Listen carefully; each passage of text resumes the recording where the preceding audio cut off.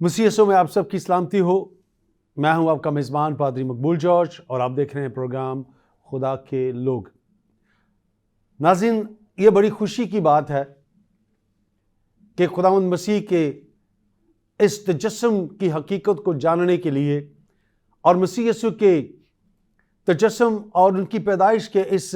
2023 کے اس پروگرام میں خداوند نے ہمیں یہ فضل بخشا، ہمیں اس نے زندگی، تندرستی، صحت کے ساتھ عطا فرمائی کہ ہم ایک بار پھر اس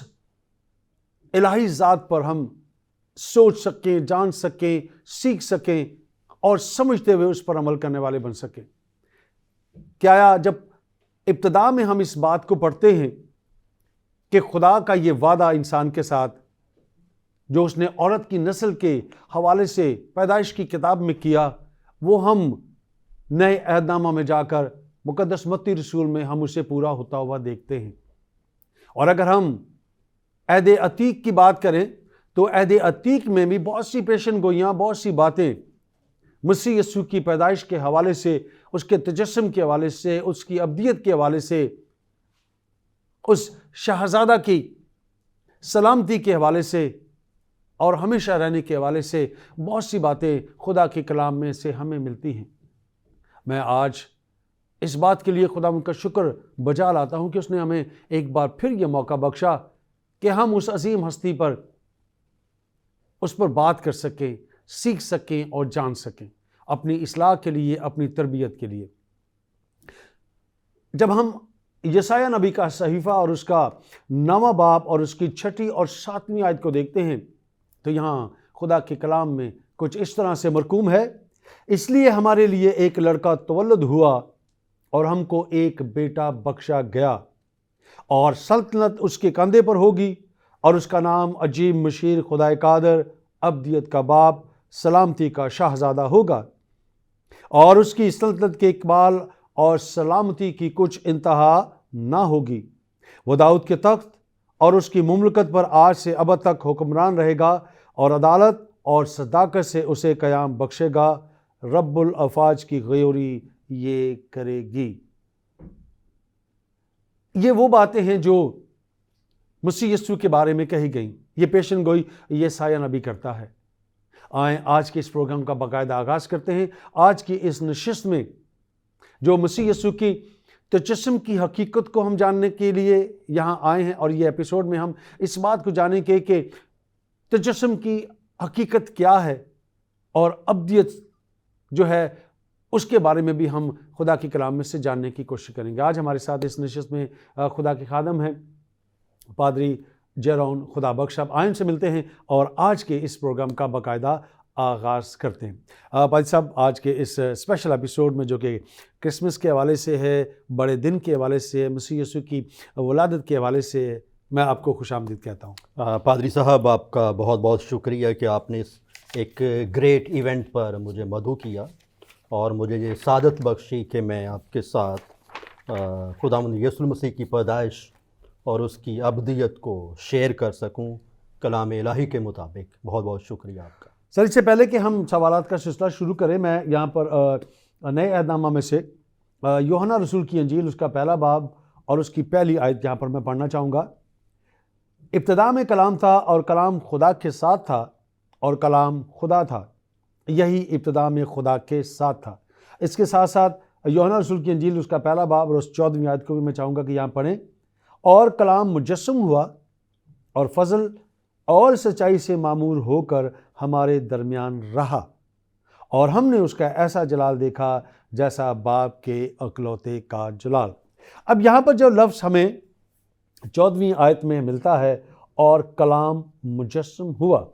جب ہم مسیح یسوع کے تجسم کی بات کرتے ہیں تو میں آپ سے یہ پہلا سوال یہ جاننا چاہوں گا کہ مسیح یسوع کا جو تجسم ہے وہ علم الہیات کی روشنی میں اس لفظ کی اہمیت یا حیثیت کیا ہے؟ جیسے کہ آپ نے ریفرنس دیا یسایہ نبی کا صحیفہ، اس کا 9واں باب اور اس کی 6 آیت کہ ہمارے لیے ایک لڑکا تولد ہوا۔ تولد کا جو میننگ ہے وہ یہی ہے کہ پیدا ہونا، یعنی جسم اختیار کرنا یا جسم میں ظاہر ہونا۔ مسیحی علم الہی کے مطابق یعنی ذات الہی نے جسم اختیار کیا. اور پھر آپ نے دوسرا حوالہ دیا کہ مقدس یوحنا رسول کی انجیل اس کا پہلا باب اور اس کی 14ویں آیت، اور کلام مجسم ہوا اور فضل اور سچائی سے معمور ہو کر ہمارے درمیان رہا. اب جو ہمارے درمیان رہا، اس کے لیے جو یونانی ورڈ ہے، اگر اس کا ترجمہ کیا جائے تو وہاں ہمیں یہ بات ہمارے اوپر عیاں ہوگی کہ خدا نے اپنا خیمہ آدمیوں کے درمیان ڈالا. اگر ہم رہا کو دیکھیں تو یونانی زبان کا جو ورڈ ہے اس کا ترجمہ یوں ہوگا کہ خدا نے اپنا خیمہ آدمیوں کے درمیان ڈالا. اب خیمے کی ایک ہسٹری ہے. اگر ہم عہد عتیق میں چلے جائیں تو خیمہ اجتماع جو تھا وہ بنی اسرائیل کے 12 قبائل کے درمیان تھا، اور خدا وہاں پر سکونت کرتا تھا ان قبائل کے درمیان، اور وہ ایک مخصوص قوم ہمیں نظر آتی ہے. لیکن جب ہم نیا عہد نامہ پڑھتے ہیں، مقدس یوحنا رسول کی انجیل اس کا پہلا باب اور اس کی 14ویں آیت، کہ خدا کا کلام مجسم ہوا اور وہ ہمارے درمیان رہا. اب وہ خیمہ جو ہے وہ ایک عالمگیر پوزیشن حاصل کر چکا ہے، یعنی خدا کا جو خیمہ ہے وہ پوری دنیا کے درمیان ہمیں نظر آتا ہے. پھر جو لفظ ہم پڑھتے ہیں، یسایہ نبی کی معرفت لفظ پہنچا ہمارے لیے ایک لڑکا تولد ہوا. لیکن جب ہم کلوسیوں کا خط اس کا پہلا باب اور اس کی 15ویں آیت پڑھتے ہیں تو وہاں پر لکھا ہوا ہے کہ وہ اندیکھے خدا کی صورت اور تمام مخلوقات سے پہلے مولود ہے. اب مولود کے لیے جو یونانی ورڈ استعمال ہوا ہے وہ ہے پروٹوٹوکوس، یعنی جس سے یہ ہم لے سکتے ہیں کہ وہ باپ کی ذات میں پہلے سے ہی موجود تھا وہاں پر، یعنی باپ کے ارادے سے نہیں بلکہ وہ باپ کی ذات میں پہلے سے ہی موجود تھا. اور پھر تولد پر آتے ہیں کہ تولد سے مراد الہی ذات کی ایک ازلی حقیقت ہے جس کو مقدس یوحنا رسول کلمہ کے طور پر بیان کرتا ہے، اور مقدس پولس رسول اسے اندیکھے خدا کی صورت کے طور پر بیان کرتا ہے، اور خدا کے جلال کا پرتاؤ بھی پولس رسول یہاں پر بیان کرتا ہے. اب خدا کی ذات کا جو ظہور ہے، یہ ہم جب عہد عتیق پڑھتے ہیں تو ہمیں بہت ساری جگہوں پر نظر آتا ہے کہ خدا کی ذات کا جو ظہور ہے. مثال کے طور پر باغ عدن میں ہمیں نظر آتا ہے کہ خدا آدم اور حوا سے بات کرتا تھا، پھر ابراہیم سے خدا باتیں کرتا ہے، اور موسیٰ پر خدا کا جو ظہور ہے وہ نازل ہوا. یعنی خدا نے موسیٰ سے یہ کہا تھا کہ تو میرا چہرہ نہیں دیکھ سکتا کیونکہ میرا چہرہ جو ہے وہ جلالی چہرہ ہے. اور دانیل نبی کا صحیفہ جب ہم پڑھتے ہیں تو وہاں پر اس کا 9واں باب اور اس کی 17ویں آیت وہ پوری ایک ہمیں درخواست نظر آتی کہ وہ اسیری کے زمانے میں خدا سے درخواست کرتا ہے، اور ایک جگہ وہ کہتا ہے کہ اپنا جلوہ چہرہ گر فرما. اور پھر ایک بہت اچھے شاعر علامہ اقبال، انہوں نے بڑا اچھا ایک شعر کہا ہے کہ کبھی اے حقیقت منتظر نظر آ لباس مجاز میں، ہزاروں سجدے تڑپ رہے ہیں میری جبیں نیاز میں. یعنی خداوند یسوع المسیح کا جو ظہور ہے یا اس کا مجسم ہونا یہ نبیوں کی پیشن گوئیوں کے مطابق ہے، اور لوگ اس ہستی کے، اس شخصیت کے منتظر تھے کہ کبھی وہ لباس مجاز میں اس دنیا پر آئے. اور پھر اس سے جو ہمیں ایک مکاشفہ ملتا ہے کہ یسوع المسیح خدا کی ذات کا حقیقت میں مکاشفہ ہے جو اس دنیا میں آیا. کیونکہ کلوسیوں کا خط جب ہم اس کا دوسرا باب اور اس کی 9ویں آیت پڑھتے ہیں تو وہاں پر لکھا ہوا ہے کہ الوہیت کی ساری معموری اسی میں مجسم ہو کر سکونت کرتی ہے. مسیح کی زندگی کے بارے میں جب ہم پڑھتے ہیں نئے عہد نامے میں کہ مسیح کی زندگی، شخصیت، تعلیمات، معجزات، موت اور قیامت، اس ان سارے اعمال میں ہمیں خدا کی جو معموری ہے وہ مجسم ہو کر ہمیں نظر آتی ہے کہ خدا کی جو معموری ہے وہ مجسم ہو کر وجود پذیر ہوئی خداوند یسوع المسیح کی شکل میں، تاکہ ریزن کیا تھی؟ تاکہ انسان اسے چھو سکے، اسے محسوس کر سکے اور اس سے استفادہ حاصل کر سکے۔ اب تمام نبیوں کی پیشن گوئیوں کو اگر ہم پڑھیں اور ہمیں خداوند یسوع المسیح کی پیدائش کے متعلق پتہ چلتا ہے کہ یہ ایک خاص وقت خدا نے مقرر کر رکھا تھا کہ وہ اس جہان میں اپنے بیٹے کو بھیجے گا۔ اور جب ہم غلطیوں کا خط اس کا 4 باب اور اس کی 4 آیت پڑھتے ہیں تو وہاں پر لکھا ہوا ہے، لیکن جب وقت پورا ہو گیا تو خدا نے اپنے بیٹے کو بھیجا جو عورت سے پیدا ہوا اور شریعت کے ماتحت پیدا ہوا۔ اچھا، جب ہم ابھی جو لفظ آپ نے استعمال کیا، جب ہم پیدائش کی کتاب میں جاتے ہیں تو وہاں پر بھی خدا ایک وعدہ کرتے ہیں، جیسے میں نے شروع میں یہ کہا کہ عورت کی نسل سے، پیدائش 3 باب اور اس کی 15ویں آیت میں یہ جو چیز ہے یہاں، اب ہم یہاں پر اسے پورا ہوتا ہوا دیکھتے ہیں۔ جیسے میں نے شروع میں عرض کیا کہ تجسم کی جو حقیقت ہے اس کے بارے میں ہم جا رہے ہیں۔ اب یہاں پر ایک اور سوال پیدا، کیا مسیح خدا کے منہ کا کلمہ ہے جو مجسم ہوا، جس کے بارے میں ہم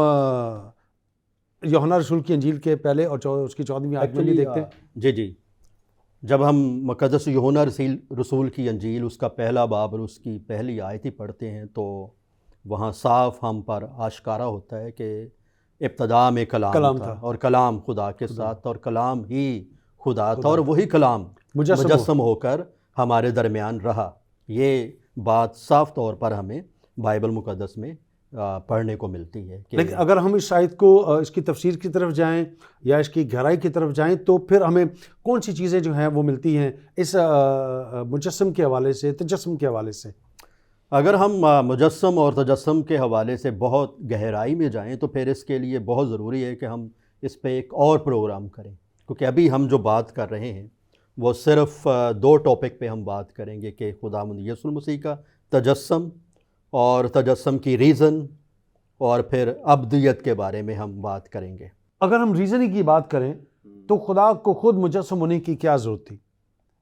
یہ جو بات ہے جی اور کیا اس کے بغیر انسان اور خدا کے ملاپ کا جو منصوبہ جو خدا کا تھا وہ کیا پورا نہیں ہو رہا تھا؟ دنیا میں بائبل مقدس ایک ایسی واحد کتاب ہے جو انسان پر تخلیق عالم کو آشکارا کرتی ہے۔ سیکنڈ نمبر، جو انسان پر جو گناہ ہے وہ اس پر آشکارا کرتی ہے، اور تیسری جو بات ہے کہ اس سے ریڈیمشن کیسے مل سکتی ہے، اس سے رہائی کیسے مل سکتی ہے، اور بائبل مقدس کی جو چوتھی بات وہ کرتی ہے وہ بحالی کی بات کرتی ہے۔ تو مسیح کا جو تجسم ہے اس میں یہ ساری چیزیں چھپی ہوئی ہیں کہ وہ اس دنیا میں آئے گا اور بنی نوع انسان کو گناہوں سے چھٹکارا دے گا۔ جب ہم مقدس متی رسول کی انجیل اس کا 1 باب اور اس کی 27ویں آیت پڑھتے ہیں تو فرشتے نے یہی کہا تھا کہ وہی اپنے لوگوں کو ان کے گناہوں سے نجات دے گا۔ اور پھر تخلیق کے بارے میں ہم پڑھتے ہیں کہ وہی کلمہ خدا نے کہا ہو گیا وہ، ٹھیک ہے۔ بھائی صاحب یہاں چھوٹا سا بریک لیتے ہیں اور بریک کے بعد آ کر ہم اسے دوبارہ سے کنٹینیو کریں گے۔ ناظرین یہاں لیں گے ایک چھوٹا سا بریک، اور بریک کے بعد جو ہم بات کر رہے ہیں اسی کو ہم یہاں سے دوبارہ نئے سرے سے ہم اس بات کو جاننے اور سیکھنے کی کوشش کریں گے۔ تو کہیں جائے گا مت، ہمارے ساتھ رہے گا، اسٹے ود اس۔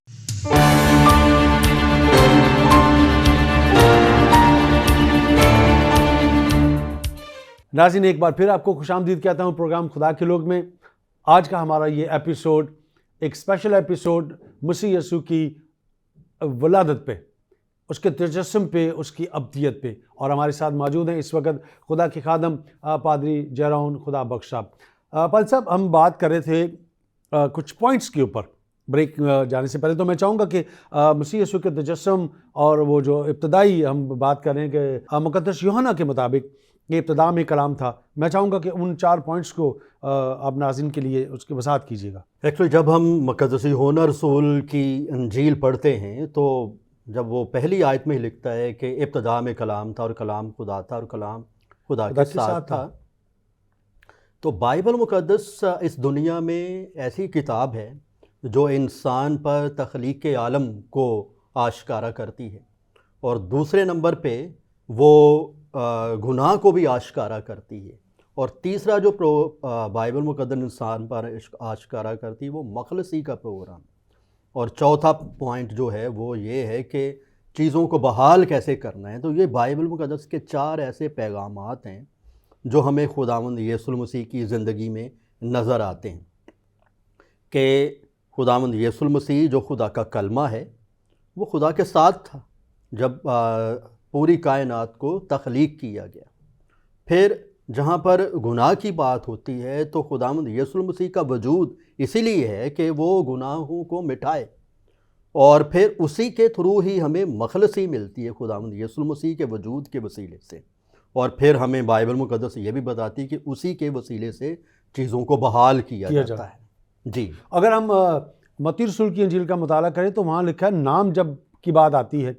تو جس کا، کیونکہ یسایہ میں نام کا ذکر نہیں ہے، جی جی، لیکن متی میں نام کا ذکر ہے کہ جب مسیح کی پیدائش کی بات ہوتی ہے تو اس کا نام یسوع رکھنا، اور وہاں واضح طور پہ یہ بات کی گئی ہے کہ وہ اپنے لوگوں کو ان کے گناہوں سے کیا دے گا؟ نجات۔ اچھا، یہاں پر ایک اور چیز جو میں چاہتا ہوں کہ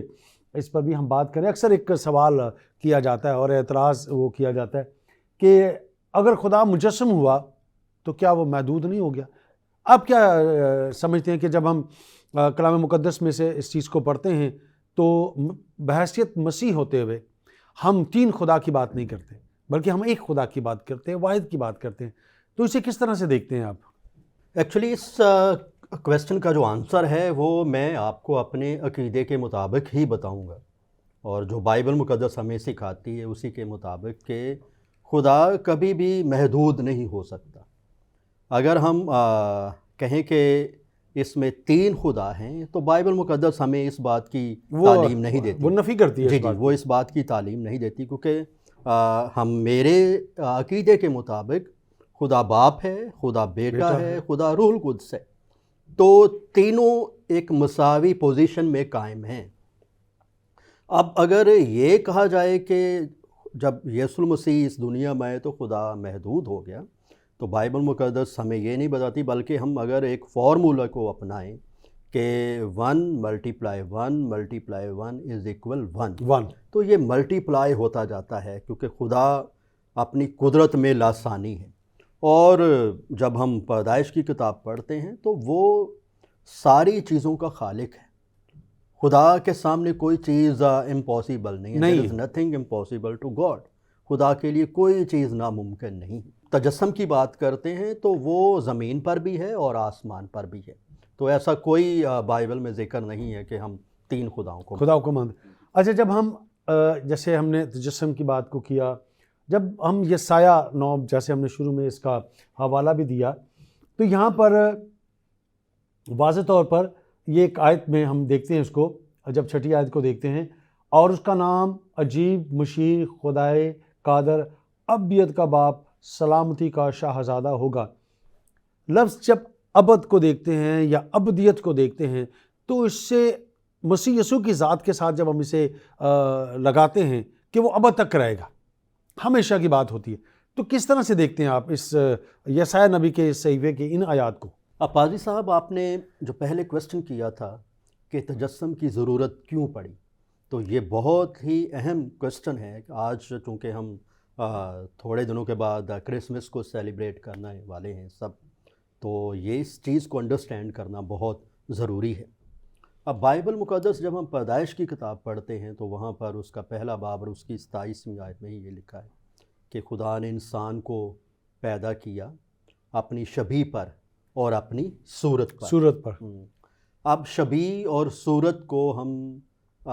2 معنی میں لیتے ہیں۔ ایک تو اخلاقی صورت ہے جس میں روحانی خاصیتیں پائی جاتی ہیں، مثلاً کہ خدا کا حقیقی علم اور راست بازی اور پاکیزگی، اور دوسرا اس کا جو پہلو ہے وہ فطری پہلو ہمیں نظر آتا ہے، فطری صورت ہمیں نظر آتی ہے، جیسے آزاد مرضی اور عقلی شعور وغیرہ۔ اب وہاں پر ہمیں ایک اور بات ملتی ہے کہ خدا کا حکم کیا تھا. جب ہم پیدائش کی کتاب اس کا 2 باب اور اس کی 17ویں آیت پڑھتے ہیں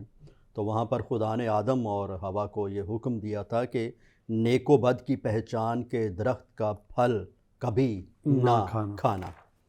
اب جب ہم یسایہ نبی کا صحیفہ اور حزقیل کا 28واں باب پڑھتے ہیں تو ہمیں پتہ چلتا ہے کہ گناہ ابلیس کے ذریعے پہلے ہی موجود تھا، لیکن نسل انسانی میں آدم کے ذریعے آیا. وہ منتقل وہاں سے ہوا. جی اور نسل انسانی میں آدم کے ذریعے آیا، اور انسان اپنی اخلاقی جو صورت تھا وہ کھو بیٹھا، یعنی حقیقی رفاقت بالکل، اور پاکیزگی اور راست بازی وہ کھو بیٹھا. اب انسان کی جو طبیعت ہے وہ آلودہ ہو چکی ہے. آج کل آپ انوائرمنٹ کے بارے میں پڑھیں، پوری دنیا کا انوائرمنٹ، آپ کو ہر جگہ یہی خبر ملے گی کہ آلودہ ہو چکا ہے. تو اس کو صاف کرنے کے لیے ساری دنیا اسی تگ و دو میں وہ لگی ہوئی ہے، نظر ہمیں آتی ہے. تو اب پیدائش کی کتاب ہم پر آشکارا کرتی ہے کہ انسان اپنی طبیعت میں آلودہ ہو چکا ہے. اب سوال یہاں پر یہ بھی ہمیں ملتا ہے کہ ایک گنہگار انسان خدا کے ساتھ کیسے رفاقت رکھ سکتا ہے. اور انسان اپنی کوشش، اپنی جد و جہد اور اپنے اعمال کے ساتھ وہ پاک خدا جو ہے، پاک ہستی ہے، اس کے ساتھ کیسے وہ رفاقت رکھ سکتا ہے. اب گناہ کی ایک اپنی ڈاکٹرین ہے کہ گناہ کے بارے میں جب ہم پڑھتے ہیں تو ہمیں پتہ چلتا ہے کہ یہ تاریکی ہے اور یہ موت ہے. اور پھر یہ اثر انداز کیسے ہوتا ہے گناہ انسان پر، کہ سب سے پہلے تو یہ عقلی پہلو کے اندر یہ تکبر پیدا کر دیتا ہے کہ جیسے اس نے کہا کہ تم خدا کی مانند بن جاؤ، یعنی ایک تکبر اس کے اندر پیدا کر دیا آدم اور حوا کے اندر. پھر ایک ارادی پہلو ہے جس میں انسان سوچتا ہے کہ میں خدا کے برابر ہونے کی کوشش کر رہا ہوں. اور پھر تیسرا پہلو جو ہے وہ احساسی پہلو ہے کہ یہ ناجائز لطف اٹھانے کے لیے ابھارتا ہے. اور سب سے جو خطرناک بات ہے کہ گناہ جو ہے وہ انسان کو خدا کے غضب کے نیچے رکھتا ہے. اب گناہ کے باعث انسان کے اندر کوئی ایسی خوبی، کوئی ایسی لیاقت ہمیں نظر نہیں آتی کہ وہ خدا کے ساتھ رفاقت رکھ سکے، خدا کی حضوری میں جا سکے اور خدا سے بات چیت کر سکے. کیونکہ جب ہم رومیو کا خط اس کا 3 باب اور اس کی 23ویں آیت پڑھتے تو وہاں پر لکھا ہوا کہ سب نے گناہ کیا اور خدا کے جلال سے محروم. اب کوئی ایسا انسان نہیں جو گناہ سے مبرہ ہو اور ایک گنہگار کا وہ فدیہ دے سکے.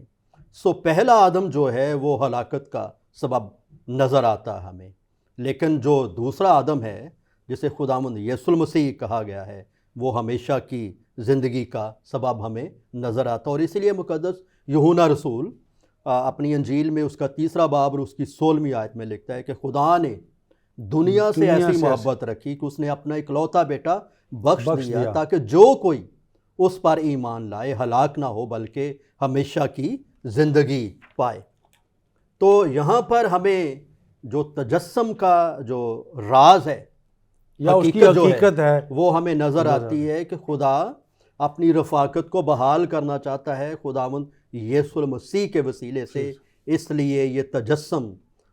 خداوند یسوع المسیح کا اس دنیا میں ہوا. اور لوکا کی انجیل میں جب ہم پڑھتے ہیں تو وہاں پر لکھا کہ ایک آسمانی گروہ فرشتوں کی حمد کرتی ہوئی یہ دوسرے باب کی 8ویں آیت سے لے کر 20ویں آیت تک دیکھیں، یہ پورا ایک چیپٹر ہے کہ زمین پر ان آدمیوں جن سے وہ راضی ہے صلح، یعنی انسان اور خدا کی جو صلح ہے وہ خداوند یسوع المسیح کے تجسم میں چھپی ہوئی. یعنی اس سے مراد یہ ہوئی کہ مسیح یسوع کی پیدائش، اس کا تولد ہونا، اس کا مجسم ہونا، اس کا جسم اختیار کرنا، انسان کی بحالی، اس کی رہائی، اس کی نجات اور اس کی بحالی یقیناً یہ اس کی طرف ہمیں وہ لے کر آتا ہے. اور اگر ایسا نہ ہوتا تو شاید آج جو یہ نجات کا لفظ ہم استعمال کرتے ہیں یا بحالی کا، یہ اس کا یا تصور یا وجود نہ ہوتا. اس کا وجود اگر ہے تو وہ مسیح یسوع کے تجسم کے ساتھ جو ہے وہ جڑا. اچھا جب ہم بات کرتے ہیں ابدیت کی, ہم نے تجسم کو دیکھا کہ اس کی وجہ کیا تھی, کیوں مسیح یسوع کا جو ہے وہ کیوں مجسم ہوئے, کیوں تجسم اختیار کیا. اب یہاں پر جو لفظ ہمیں ملتا ہے یسایہ نبی کی کتاب میں ابدیت کا, کہ وہ ابدیت کا باپ اور سلامتی کا شہزادہ ہوگا, اور آگے جب دیکھتے ہیں وہ داؤد کے تخت اور اس کی مملکت پر آج سے ابد تک حکمران ہو. اگر ہم اس کو دیکھیں تو کوئی بھی حکمران آتا ہے تو ایک وقت مقررہ کے لیے آتا ہے, کچھ پیریڈ ہے, کچھ سال ہیں جس کے لیے وہ آتا ہے. وہ 5 ہو سکتے ہیں, 10 ہو سکتے ہیں, 15, 20, 30, 40 بھی ہو سکتے ہیں, لیکن یہاں پر جو لفظ لکھا ہے وہ آج سے ابد, یعنی جب وہ اس دنیا میں آیا تب سے لے کر ابد تک وہ رہے گا. تو اس کو میں چاہتا ہوں کہ ہم مسیح جیسے ہم نے تجسم کو سیکھا ہے تو ہم ابدیت کو بھی دیکھیں کہ مسیح یسوع کے بارے میں جو یسایہ نبی کہہ رہا ہے تو اس کے پیچھے کیا حقیقت ہے. جب ہم عہد عتیق اور عہد جدید پڑھتے ہیں تو ہمیں عہد عتیق میں پیشن گوئیوں کے حوالے سے ہمیں یسوع المسیح کی زندگی کے بارے میں پتہ چلتا ہے, اور عہد جدید میں ہم خداوند یسوع المسیح کی زندگی کے بارے میں پڑھتے ہیں جو انہوں نے جسمانی صورت میں اس زمین پر گزاری. اب دونوں عہد کا جب ہم کمپیریزن کرتے ہیں تو ہمیں پتہ چلتا ہے کہ خدا باپ زندگی رکھتا ہے, اور نیا عہد نامہ ہم پر آشکارا کرتا ہے کہ بیٹا بھی زندگی رکھتا ہے. اور پھر باپ نے بحر کلزم کو 2 حصوں میں تقسیم کر دیا, اور عہد جدید ہم پر آشکارا کرتا ہے کہ بیٹا جو ہے وہ ہوا اور پانی پر اختیار رکھتا ہے. پھر ہم دیکھتے ہیں کہ باپ بیابان میں بنی اسرائیل کو من برساتا ہے, اور عہد جدید میں ہم دیکھتے ہیں کہ بیٹا ایک دفعہ 4000 لوگوں کو اور ایک دفعہ 5000 لوگوں کو کھانا کھلاتا ہے. جو آپ کا مین پوائنٹ ہے وہ ہے ابدیت, کہ جیسے ہم نے تجسم پر بات کی, تجسم کی وجہ پر بات کی, اب ہم یسوع مسیح کی ابدیت پر بات کریں گے. تو اس کے لیے میں ایک ریفرنس دینا چاہتا ہوں بائبل مقدس میں, میکا نبی کا صحیفہ, وہاں پر ایک ایسی پیشن گوئی کی گئی ہے. جب ہم اس کا 5واں باب اور اس کی 2 آیت پڑھتے ہیں تو وہاں پر لکھا ہوا ہے کہ لیکن اے بیت الحم افراتا, اگرچہ تو یہودا کے ہزاروں میں شامل ہونے کے لیے چھوٹا ہے تو بھی تجھ میں سے ایک شخص نکلے گا اور میرے حضور اسرائیل کا حاکم ہوگا, اور اس کا مصدر زمانہ سابق, ہاں قدیم الایام سے ہے. تو یہاں پر ایسا شخص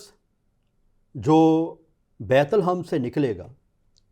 اس شخص کے بارے میں ایک پیشن گوئی کی گئی ہے کہ اس کا جو اوریجن ہے, مصدر جو ہے, وہ انگلش میں ہم اوریجن کو کہتے ہیں کہ اس کا اصل یا اس کا وجود جو وہ کہاں سے ہے, ہاں اس کا جو وجود ہے. جیسے مقدس یوحنا رسول نے لکھا ہے کہ ابتدا میں کلام تھا اور کلام خدا کے ساتھ تھا. ابتدا جو ہے اس کو کوئی شخص نہیں جانتا, ابتدا خدا سے ہی ہوتی ہے اور انتہا بھی خدا سے ہی ہوتی ہے. تو لہٰذا اس کا جاننا انسان کے بس کی بات نہیں ہے, وہ انسان کے نالج کی بات نہیں ہے کہ وہ ابتدا کو جان سکے, یعنی خدا کی ابتدا کو جان سکے. تو مصدر جو ہے وہ اصل ہے, وجود ہے, یعنی زمانوں سے پہلے کا وجود موجود ہے, وہ ہے. تو خداوند یسوع المسیح کی ابدیت کے بارے میں یہاں مقدس جو ہے میکا نبی وہ یہاں پر لکھتے ہیں کہ اس کا جو مصدر ہے وہ بہت ہی, اس سے ہم اس کے بارے میں ہم سوچ نہیں سکتے, نہ ہم پڑھ سکتے ہیں. یعنی مسیح جو ہے وہ زمانوں کی قید میں نہیں ہے, زمانے مسیح کی قید میں ہیں, یعنی زمانے مسیح کی ذات سے نکلتے ہیں. اور یوحنا رسول کی انجیل ہی جب ہم پڑھتے ہیں تو وہاں پر 2 آیت میں لکھا ہوا ہے کہ سب چیزیں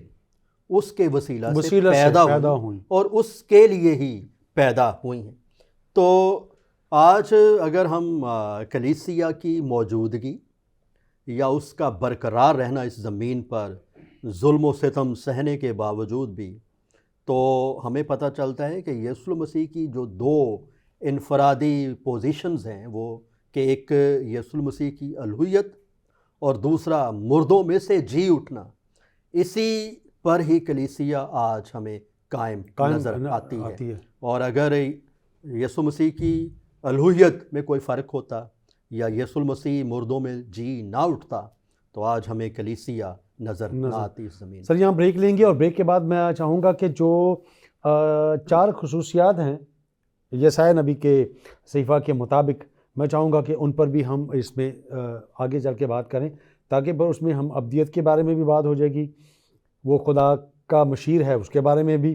اور سلامتی کا شاہزادہ ہے اس کے بارے میں بھی۔ تو میں چاہوں گا کہ اس کے بعد پھر ہم ان چیزوں پر بھی جو ہے وہ بات کریں، تاکہ جو ہمیں دیکھ رہے ہیں سن رہے ہیں وہ اس سے استفادہ حاصل کر سکیں۔ تو یہاں چھوٹا سا بریک، ناظرین یہاں چھوٹا سا بریک لیتے ہیں، اور بریک کے بعد آ کر ہم یسایہ نبی کا جو صحیفہ ہے اس کا 9واں باب، اس کی 6 7 آیت میں جو باتیں ہیں ہم ان پر بھی ضرور چرچا کریں گے، تاکہ ہم صحیح طور پر اور اس کی ابدیت کی حقیقت کو جان سکیں۔ تو ہمارے ساتھ جڑے رہیں، کہیں جائے گا مت، ہم چھوٹی سی بریک کے بعد واپس آتے ہیں۔ اسٹے ود اس۔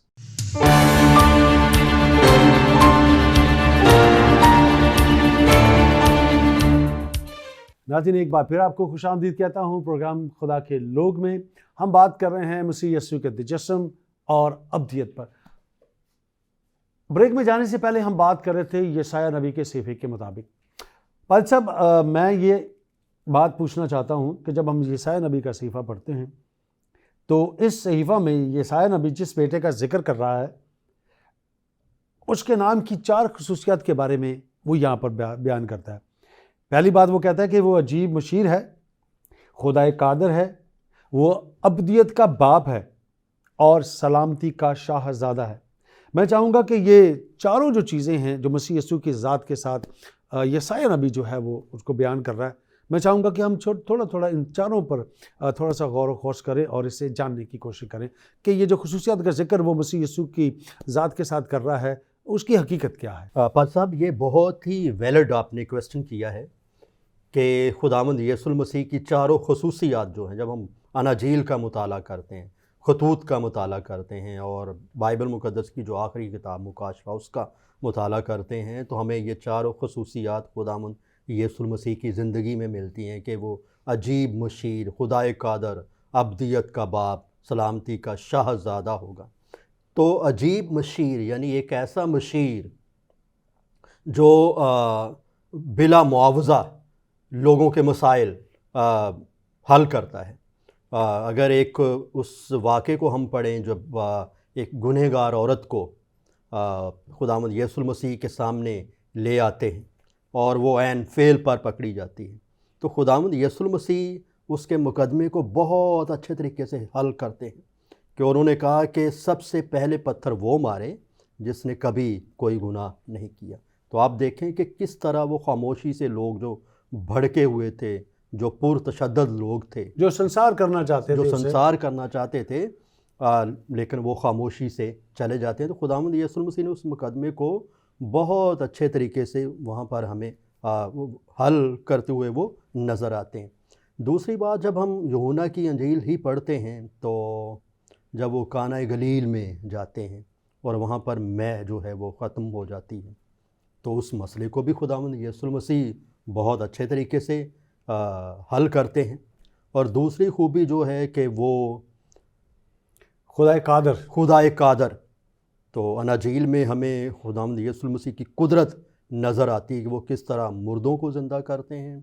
اور کس طرح ہوا اور پانی کو ڈانٹتے ہیں، کس طرح بدروحوں کو نکالتے ہیں۔ تو یہ پھر مردوں میں سے جی اٹھنے کی قدرت جو ہے وہ ہمیں نظر اور کہیں نظر نہیں آتی، وہ نظر آتی جو کسی اور پرسنالٹی میں ہمیں نظر نہیں آتی۔ پھر ابدیت کا باپ جو یعنی جو زمانوں کا باپ ہے، وہ ہمیں جب ہم میکا نبی کا صحیفہ پڑھتے ہیں اور یوحنا کی انجیل اس کا پہلا باب اور اس کی پہلی آیت پڑھتے ہیں، اور پھر چوتھی خصوصیت آپ نے بیان کی کہ وہ سلامتی کا شاہزادہ، یعنی لفظ جو شاہزادہ ہے، شہزادہ نہیں ہے بلکہ وہ شہزادوں کا بھی شہزادہ ہے۔ جیسے ہم مکاشفہ کتاب میں پڑھتے ہیں کہ وہ بادشاہوں کا بادشاہ ہے، خداوندوں کا خدا ہے۔ تو چاروں اناجیل، خطوط اور آخری کتاب بائبل مقدس کی ہمیں خداوند یسوع المسیح کی زندگی کے بارے میں آگاہی دیتی ہیں اور یہ چاروں خصوصیات ہمیں نظر آتی ہیں۔ اچھا میں جب ہم ان تمام چیزوں کو دیکھتے ہیں تو موجودہ اگر ہم حالات کو دیکھیں اور موجودہ حالات کے تناظر میں اگر اس بات کو دیکھیں مسیح یسوع کی ولادت کے حوالے سے ہم دنیا بھر میں دیکھتے ہیں کہ یہ وہ واحد تہوار ہے جو پوری دنیا میں سیلیبریٹ کیا جاتا ہے، اور اس کا آغاز ہم دیکھتے ہیں کہ نومبر کے آغاز سے ہی ہو جاتا ہے، اور پھر دنیا میں مختلف روایات کے طریقے سے اس کو بنایا جاتا ہے۔ تو کیا سمجھتے ہیں کہ آج کا جو کرسمس ہے وہ ہم حقیقی طور پر کلام مقدس کے مطابق منا رہے ہیں یا روایتی طور پر منا رہے ہیں؟ کرسمس کی جو سیلیبریشن ہے، اگر ہم مجوسیوں کے ایکٹ کو دیکھیں، کیونکہ موجودہ کلیسیا کی جو جستجو ہے، جو آرزو ہے، وہ خداوند یسوع المسیح کو دیکھنا ہے کہ ہم ایک ایسا وقت آئے گا جب ہم خداوند یسوع المسیح کو دیکھیں گے، اپنے نجات دہندہ کو دیکھیں گے۔ تو مجوسیوں کے ایکٹ کو جب ہم دیکھتے ہیں کہ وہ کہاں سے چلے اور بیت الحم میں پہنچے اور انہوں نے پوچھا کہ جو بادشاہ یہودیوں کا پیدا ہوا ہے وہ کہاں ہے، تو یروشلم کے لوگ ہمیں سوئے ہوئے نظر آ رہے ہیں۔ بادشاہ خود فکر مند ہے، لیکن مجوسی کہاں سے چلے ہیں اس بادشاہ کی تلاش میں، اور جب وہ اس بادشاہ کے پاس پہنچے جو ایک بچے کی صورت میں چرنی میں پڑا تھا، تو پھر آپ ان کا ایکٹ دیکھیں کہ انہوں نے اس کو سجدہ کیا اور اپنے ڈبے کھول کر کچھ تحائف اس بادشاہ کو پیش کیے۔ آپ کا جو کویسچن ہے کہ ہم کرسمس رسماً منا رہے ہیں، تو ابھی جو بہت ساری روایات ہیں، جیسے ہم دیکھتے ہیں کہ گرجا گھروں میں اور ہم اپنے گھروں میں ایک وہ بوڑھا بابا ہے، اس کی تصویر ہم لگا دیتے ہیں، سینٹا کلاس جی، جس کو کہا جاتا ہے۔ تو اب دیکھا جائے تو یسوع المسیح کی جگہ اس سانتا کلاس جو ہے وہ لیتا جا رہا ہے۔ تو یہ ایک میرے نظریے کے مطابق، میں کسی اور کی بات نہیں کرتا، کہ یہ ایک ہیرسی ہے، اور کلیسیا چونکہ اس جستجو میں آگے بڑھتی جا رہی ہے کہ وہ خداوند یسوع المسیح کے قد کے اندازے تک پہنچے، تو آج ضرورت ہے کہ ہم اس کو اپنا حقیقی بادشاہ مانیں، جیسے مجوسیوں نے اپنا حقیقی بادشاہ مانا۔ اور ایک بک میں نے پڑھا کہ وہ چونکہ اس وقت کے دانش مند لوگ تھے، وائز مین تھے، اور انہوں نے اس بات کا اقرار کیا کہ آج سے جو جادو ہے وہ ختم ہو چکا ہے اور ہم اپنے علم سے، جو ہمارا دنیاوی علم ہے، اس سے دستبردار ہوتے ہیں، کیونکہ اب حقیقی بادشاہ آ گیا ہے۔ تو ہمیں کرسمس کو سیلیبریٹ کرتے وقت اس بات کو سامنے رکھنا ہے کہ خداوند یسوع مسیح ہمارا حقیقی بادشاہ ہے، اور ہمارے دلوں پر اسی کی حکومت ہونی چاہیے، کیونکہ وہ دوبارہ اپنی کلیسیا کو لینے کے لیے آئے گا۔ اچھا، یہاں پر جب ہم لوکا 2 باب اور اس کی 8ویں آیت کو دیکھتے ہیں تو یہاں پورا ایک واقعہ ہمیں 20ویں آیت تک پورا ملتا ہے، اور اسی علاقہ میں چروائے تھے جو رات کو میدان میں رہ کر اپنے غلہ کی نگہبانی کر رہے تھے۔ اب یہاں پر جو ہمیں یہاں نظر آتا ہے، اب پورا شہر ہے، پورے شہر کو چھوڑ کر وہ ان چرواہوں کے پاس فرشتہ آ کر کھڑا ہوتا ہے اور انہیں خوشی کی بشارت دیتا ہے۔ آپ کیا سمجھتے ہیں کہ جیسے آپ نے اب نہیں کہا کہ پورا شہر سو رہا تھا، غافل ہے، اور یروشلم کو دیکھیں تو یروشلم بھی غافل نظر آتا ہے جب مجوسی وہاں پر آتے ہیں، تو کیا سمجھتے ہیں کہ آج ہمیں غافل ہونے کی ضرورت ہے یا کلام مقدس سے کو پڑھنے کی، اس سے پویست ہونے کی، اس سے اویئر ہونے کی ضرورت ہے؟ خداوند یسوع المسیح کی پہلی آمد ہو چکی ہے، جس کو ہم سیلیبریٹ کرتے ہیں ہر سال۔ اب کلیسیا کی جو ذمہ داری ہے یا اس کے ایمان کے مطابق وہ یہ ہے کہ خداوند یسوع المسیح کی دوسری آمد کے لیے وہ تیاری کرے، آمد ثانی، جی، جسے ہم آمد ثانی کہتے ہیں۔ اب دیکھیں کہ پہلی آمد پر ایک ستارے نے رہنمائی کی مجوسیوں کو وہاں تک پہنچانے میں، لیکن یسوع المسیح نے اپنی دوسری آمد کے بارے میں کہا کہ اس وقت تم کو گمان بھی نہیں ہوگا، جیسے بجلی پورب سے کوند کر پچھم کو جاتی ہے، ویسے ہی ابن آدم کا آنا ہوگا۔ تو پورب میں ہی مجوسیوں نے ستارہ دیکھا خداوند یسوع المسیح کی پہلی آمد کے بارے میں، اور یسوع المسیح نے اپنی دوسری آمد کے بارے میں بھی یہی کہا کہ پورب سے جیسے بجلی کوند کر پچھم کو جاتی ہے، ویسے ہی اس کی دوسری آمد کا آنا ہوگا۔ اب ستارہ جو ہے وہ مجوسیوں اور یسوع المسیح کا درمیانی بنا، اور خداوند یسوع المسیح جو ہے وہ گنہگار اور خدا کے درمیان میڈیٹر ہے، وہ درمیانی بنا۔ اب کلیسیا جو ہے وہ گنہگاروں اور یسوع المسیح کی درمیانی پوزیشن ہے، درمیانی جگہ ہے، تو اس کو ہر وقت جاگتے رہنے کی ضرورت ہے اور اس کی دوسری آمد کے لیے اس کو تیار رہنے کی ضرورت ہے۔ یسوع المسیح نے کہا کہ جاگتے رہو اور دعا کرتے رہو۔ تو کرسمس سیلیبریٹ کرنا اچھی بات ہے، لیکن اسی جوش کے ساتھ ہمیں اس کی دوسری آمد کے لیے بھی تیاری کرنے کی ضرورت ہے۔ اچھا، ہم جسمانی طور پر تو ریڈی ہیں جی کرسمس منانے کے لیے، اور اب جیسے بات ہو رہی ہے ہم گھروں کو بھی تیار کرتے ہیں، گلی کوچے چرچز جو ہیں وہ سجائے جاتے ہیں اور بڑے اچھے سے ہم سب چیزوں کو کرتے ہیں، لیکن جب ہم دوسری آمد کی کرتے ہیں تو پھر ہم روحانی طور پر بھی ہمیں تیار ہونے کی ضرورت ہے۔ لیکن میں سمجھتا ہوں کہ موجودہ دور کے اندر بھی ہمیں کرسمس پر بھی صرف جسمانی تیاری کرنے کی ضرورت نہیں، بلکہ روحانی طور پر بھی تیار ہونے کی ضرورت ہے، تاکہ ہم اپنے منجی کو جیسے اس آیت یہاں پر لکھا ہے، مگر فرشتہ کہا دیکھو میں تمہیں بڑی خوشی کی بشارت دیتا ہوں جو ساری امت کے واسطے ہوگی کہ آج داؤد کے شہر میں تمہارے لیے ایک منجی پیدا ہوا ہے، یعنی مسیح خداوند۔ ہم انتظار کس کا کر رہے ہیں؟ ہم سیلیبریٹ کس کو کر رہے ہیں؟ مسیح یسوع کو۔ اور اگر ہم مسیح یسوع کو کا انتظار کر رہے ہیں اور وہ اس کو دیکھنا چاہتے ہیں تو پھر اس کے لیے تیاری بھی ہمیں ویسے ہی کرنے کی ضرورت ہے۔ جی تو کیا سمجھتے ہیں کہ آج اس چند دنوں کے بعد ہم اسے سیلیبریٹ کرنے والے ہیں، تو کیا آج کے اس پیغام کو آپ کلیسیا کو کیا پیغام دینا چاہتے ہیں کہ ہم کس طرح سے تیاری کریں تاکہ جب وہ آئے تو ہم ویسے اسے دیکھیں جیسے ان مجوسیوں نے آ کر اسے دیکھا اور اپنے تحفے تحائف جو تھے اس کے سامنے رکھے؟ تو ہم کون سے تحفے اس کے سامنے رکھیں؟ پولس رسول ایک بہت اچھی بات اپنے خط میں لکھتا ہے کہ اب آئینہ میں ہمیں دھندلا سا دکھائی دیتا ہے۔ ابھی موجودہ دور میں خداوند یسوع المسیح کو ہم ویزیبل نہیں دیکھ سکتے، لیکن مقدس یوحنا رسول اپنے پہلے خط میں لکھتا ہے کہ جب ہم اسے دیکھیں گے تو ہم کیا کچھ ہوں گے۔ اب کیا کچھ میں بہت ایک ڈیپ بات کہی گئی ہے کہ جب پطرس رسول نے خداوند یسوع المسیح کی جب شکل تبدیل ہو گئی، نورانی شکل دیکھی، تو وہ وہاں پر چلا اٹھتا ہے کہ ہم یہ کریں، اتنے ڈیرے بنائیں، یہ بنائیں، یہ بنائیں۔ تو خداوند یسوع المسیح کی جو نورانی شکل جب اس نے دیکھی، کہ جب کلیسیا اسی انتظار میں ہے کہ وہ اپنے نجات دہندہ کو دیکھے جو ابدیت کا باپ ہے۔ دوبارہ ہم اسی بات پر آتے ہیں کہ کلیسیا بھی اس کے ساتھ امر ہو جائے گی۔ جب خداوند یسوع المسیح نے یہ کہا کہ جب ہم مقدس یوحنا رسول کی انجیل اس کا 11واں باب اور اس کی